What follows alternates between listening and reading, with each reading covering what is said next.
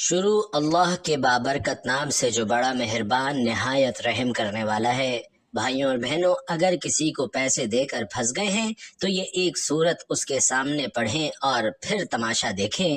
اسی وقت جیب سے پیسے نکال کر آپ کے ہاتھ میں رکھ دے گا اور معافیہ بھی مانگے گا۔ جتنے بھی پیسے ہیں فوراً نکال کر آپ کو واپس کرے گا۔ بس ایک بار اللہ کا یہ کلام اس کے سامنے پڑھ لو۔ لاکھوں کروڑوں درود و سلام نبی آخر الزماں حضرت محمد مصطفیٰ صلی اللہ علیہ وسلم پر، آپ کی آل پر، آپ کی تمام ازواج مطہرات پر، آپ کے جانثار صحابہ کرام رضوان اللہ تعالی علیہم اجمعین پر اور آپ کی تمام امت پر۔ ناظرین کرام، اکثر اوقات ہمارے کچھ جاننے والے عزیز و اقارب یا دوست احباب وغیرہ اپنی کسی ضرورت کے پیش نظر ہم سے ادھار لے لیتے ہیں۔ جب ہمیں ان کی ضرورت کے بارے میں معلوم ہوتا ہے تو ہم بخوشی ان کی ضرورت کو پورا کرنے کے لیے ثواب کی نیت سے انہیں پیسے ادھار دے دیتے ہیں، اور واقعی کسی کی ضرورت پوری کرنے کے لیے انہیں ادھار رقم دینا ثواب کا باعث ہی ہے۔ لیکن ہماری یہ خوشی اس وقت دکھ اور غم میں تبدیل ہو جاتی ہے جب ہم اپنے پیسوں کی واپسی کا تقاضا کرتے ہیں، لیکن تقاضا کرنے کے باوجود ہمیں اپنی وہ رقم واپس ملتی ہوئی دکھائی نہیں دیتی۔ ہر پڑھا لکھا باشعور انسان اپنے جاننے والوں کی مدد کرنے کی کوشش کرتا ہے، خاص طور پر ایسے وقت میں جب اللہ نے انسان کو مال و دولت سے بھی نواز رکھا ہو، اور جب انسان اپنی ضروریات کو پورا کرنے کے باوجود کچھ رقم بچا کر محفوظ کر لے تو پھر اس کی کوشش ضرور ہوتی ہے کہ کسی بہن بھائی یا کسی دوست رشتہ دار کی ضرورت کے وقت اس کی مدد کی جائے، اور ایسا کرنا سنت عمل بھی ہے اور دلی سکون اور راحت کا سبب بھی ہے۔ کسی کی ضرورت کو پورا کرنے کے لیے اسے پیسے ادھار دینا ایک بہت اچھی صفت ہے۔ اگر تو آگے والے بندے پیسے مقررہ وقت پر خود ہی واپس کر دیں اور ساتھ میں شکریہ بھی ادا کریں تو پیسے ادھار دینے والوں کو ایسا لگتا ہے جیسے اسے اس کی محنت اور کاوش کا اجر مل گیا ہو، اور اس کی خوشی دو چند ہو جاتی ہے۔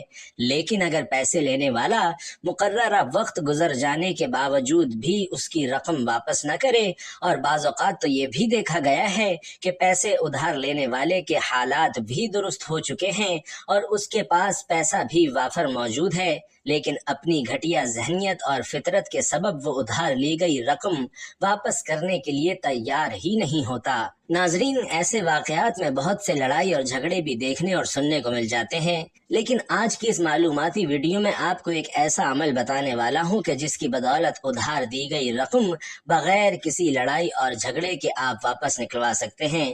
اگر کوئی شخص آپ سے پیسے لے کر بھول گیا ہے اور وہ آپ کو پیسے واپس دینے کے لیے تیار ہی نہیں ہے، اور آپ کو لگتا ہے کہ بس اب وہ پیسے آپ کے واپس نہیں آنے، تو آپ نے ایک چھوٹا سا عمل ضرور کر لینا ہے۔ انشاءاللہ آپ کے پیسے آپ کو واپس ضرور مل جائیں گے۔ ناظرین کرام، لیکن اس سے پہلے آپ سے درخواست ہے کہ کمنٹ باکس میں اللہ تعالیٰ کے دو انتہائی طاقتور صفاتی نام یا رحمان یا رحیم ضرور لکھ دیجئے، کیونکہ جب اللہ کو ان دو صفاتی ناموں سے پکارا جاتا ہے تو اللہ کی رحمت جوش میں آ جاتی ہے، اور پھر اللہ سے جو کچھ مانگا جائے اللہ عطا فرما دیتا ہے۔ ناظرین، سب سے پہلے تو یہ جان لیتے ہیں کہ اسلام میں ضرورت مند کو قرضہ دینے کی فضیلت اور اہمیت کیا ہے۔ اسلام حقوق اللہ اور حقوق العباد کا بہترین امتزاج ہے۔ اسلام میں نماز سب سے بڑی عبادت ہے، لیکن قرآن کریم نے ایسے نمازیوں کو ہلاکت کی وعید سنائی ہے جو نماز کو محض قیام، رکوع اور سجود تک محدود رکھتے ہیں، اور اذہان و قلوب میں الہیت اور خشیت پیدا کر کے دکھی انسانیت کو اس کے مصائب و آلام سے نجات نہیں دلاتے۔ ہمدردی اور خیرخواہی اور اثار و قربانی کا جذبہ دراصل انسان کی بے غرضی اور خلوص کی دلیل ہے۔ اسلام میں معاشرتی بہبود کا بنیادی مقصد معاشرے کے محتاجوں، بے کسوں، معذوروں، تنگ دستوں اور بے سہارا لوگوں کی دیکھ بھال اور ان کی فلاح و بہبود ہے۔ یہ مقصد بہتر طور پر اسی صورت میں حاصل ہو سکتا ہے کہ ایسے لوگوں کی ضرورت، تنگ دستی اور محتاجی دور کر کے ان کے لیے آسانی پیدا کی جائے، اور اس فکر و عمل کے ذریعے معاشرے میں دولت اور ضرورت کے درمیان توازن پیدا کیا جائے۔ جو لوگ معاشرے سے غربت اور افلاس اور ضرورت و احتیاج دور کرنے، تنگ دستوں کے لیے آسانیاں پیدا کرنے کے لیے اپنا مال و دولت خرچ اور ایثار کرتے ہیں، اللہ تعالیٰ ان کے خرچ اور ایثار کو اپنے ذمے قرض حسنہ قرار دیتا ہے۔ ساتھ ہی اس بات کی ضمانت بھی دیتا ہے کہ اس کی ادائیگی کے وقت اسے دگنا کر دیا جائے گا۔ مزید یہ کہ قرض دینے والوں کو اجر عظیم عطا ہوگا۔ حضرت ابو ہریرہ رضی اللہ تعالی عنہ سے روایت ہے کہ رسول علیہ الصلاۃ والسلام نے ارشاد فرمایا کہ محتاج اور تنگ دست بیوہ اور مسکین کے لیے زندگی کی آسانیاں فراہم کرنے کی کوشش کرنے والا اللہ کے راستے میں جہاد کرنے والے مجاہد کی طرح ہے، اور وہ شخص اس زاہد شب خیز کی مانند ہے جو ناغہ نہیں کرتا، اور اس روزے دار کی طرح ہے جو روزہ نہیں کھولتا۔ یعنی تنگ دستوں اور بیواؤں، یتیموں اور سفید پوش عزت دار لوگوں کی مصیبت کو دور کرنے میں کوشاں شخص اجر و ثواب میں مجاہد اور اس شخص کے برابر ہے جو ہمیشہ نماز میں مصروف رہتا ہے اور اس میں کوئی وقفہ نہیں کرتا، اور ہمیشہ روزہ رکھتا ہے، کبھی افطار نہیں کرتا۔ جیسا کہ ارشاد ہوتا ہے کہ ہے کوئی ایسا جو اللہ کو قرض حسنہ دے سکے تاکہ اللہ اسے کئی گنا بڑھا کر واپس کر دے، جبکہ دوسرے مقام پر ارشاد فرمایا کہ اللہ کو قرض حسنہ دو۔ رسول علیہ الصلاۃ والسلام نے فرمایا کہ جس شخص نے کسی مسلمان کی کوئی بھی دنیاوی پریشانی دور کی، اللہ تعالیٰ قیامت کے دن اس کی پریشانیوں کو دور فرمائے گا۔ جس نے کسی پریشان حال آدمی کے لیے آسانی کا سامان فراہم کیا، اللہ تعالیٰ اس کے لیے دنیا اور آخرت میں سہولت کا فیصلہ فرمائے گا۔ اللہ تعالیٰ اس وقت تک بندے کی مدد کرتا ہے جب تک بندہ اپنے بھائی کی مدد کرتا رہتا ہے، اور کسی مسلمان کو ایک سے زائد بار قرض دینے کی فضیلت کو اجاگر کرتے ہوئے رسول علیہ الصلاۃ والسلام نے فرمایا کہ اگر کوئی مسلمان کسی دوسرے مسلمان کو 2 مرتبہ قرضہ دیتا ہے تو 1 بار صدقہ شمار ہوتا ہے۔ اسی طرح قرض دینے کی عظمت اور اہمیت اور اجر کو بیان کرتے ہوئے آپ علیہ الصلاۃ والسلام نے فرمایا کہ معراج کی شب میں نے جنت کے دروازے پر صدقے کا بدلہ 10 گنا اور قرض دینے کا بدلہ 18 گنا لکھا ہوا دیکھا، تو میں نے جبرائیل علیہ السلام سے پوچھا کہ قرض صدقے سے بڑھ کر کیوں ہے؟ جبرائیل علیہ السلام نے کہا کہ سائل تو مانگتا ہے جبکہ اس کے پاس کچھ مال موجود ہوتا ہے، لیکن قرضدار تو کچھ بھی نہ ہونے کی صورت ضرورتاً ہی سوال کرتا ہے، یعنی قرض مانگتا ہے۔ ناظرین، قرض دینا جہاں ایک اسلامی فریضہ قرار دیا گیا ہے، وہاں اس بات کی بھی شدید مذمت کی گئی ہے کہ کوئی صاحب حیثیت جو اپنی ضرورت مند بھائی کو قرضہ دینے کی حالت میں ہو پھر قرض نہ دے تو یہ غیر مستحسن عمل ہے۔ لیکن جہاں قرض دینے کی اتنی بڑی فضیلت بیان فرمائی گئی ہے، وہیں قرض کی رقم واپسی کرنے کے لیے بھی سخت احکامات موجود ہیں۔ رسول اللہ صلی اللہ علیہ وسلم نے ارشاد فرمایا کہ جو شخص اس نیت سے قرضہ لے کہ وہ اسے ادا کرے گا تو اللہ تعالیٰ اس کے قرض کی ادائیگی کے اسباب اور آسانی پیدا کرتا ہے۔ اگر قرض لیتے وقت اسے واپس نہ کرنے اور کھا جانے کا ارادہ ہو تو اللہ تعالیٰ اس طرح کے اسباب پیدا فرما دیتا ہے جس سے وہ مال ہی برباد ہو جاتا ہے۔ ناظرین کرام، ایک اور اہم بات کہ قرض کی ادائیگی پر قدرت اور حالات میں فراغت ہونے کے باوجود بھی جو لوگ قرض کی ادائیگی میں ٹال مٹول سے کام لیتے ہیں، ایسے لوگ رسول علیہ الصلاۃ والسلام کے فرمان کے مطابق ظالم اور فاسق ہیں۔ رسول علیہ الصلاۃ والسلام نے فرمایا کہ قرض کی ادائیگی پر قدرت رکھنے کے باوجود وقت پر ادائیگی میں ٹال مٹول کرنا ظلم ہے، اور ایسا شخص ظالم اور فاسق ہے۔ بھائیوں اور بہنوں، قرض خواہی یا قرض کے مطالبے میں شریعت اسلامی کی تعلیمات تمام ادیان و مذاہب میں منفرد نوعیت کی تعلیمات ہیں۔ اس معاملے کا سب سے زیادہ حسین پہلو یہ ہے کہ اگر مقروض قرض ادا کرنے کی استطاعت نہیں رکھتا تو اسے مہلت اور سہولت دینے کی قرآن و حدیث میں بڑی ہی فضیلت اور اجر کی بشارتیں سنائی گئی ہیں۔ ایسے قرض سے دستبردار ہونے کی ترغیب بھی دی گئی ہے۔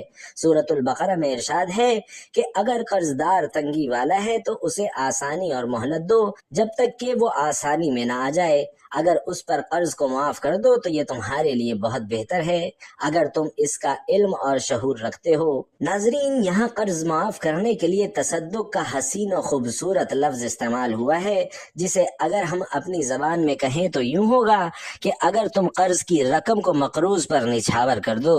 اسی طرح احادیث میں بھی رسول علیہ الصلاۃ والسلام نے اس بارے میں بڑی بشارتیں سنائی ہیں۔ آپ صلی اللہ علیہ وسلم نے فرمایا کہ جو شخص یہ چاہتا ہے کہ اللہ قیامت کے دن کی تکلیفوں سے اسے نجات دے تو اسے چاہیے کہ مفلس قرضدار کو سہولت اور مہلت دے یا اس کا قرض معاف کر دے۔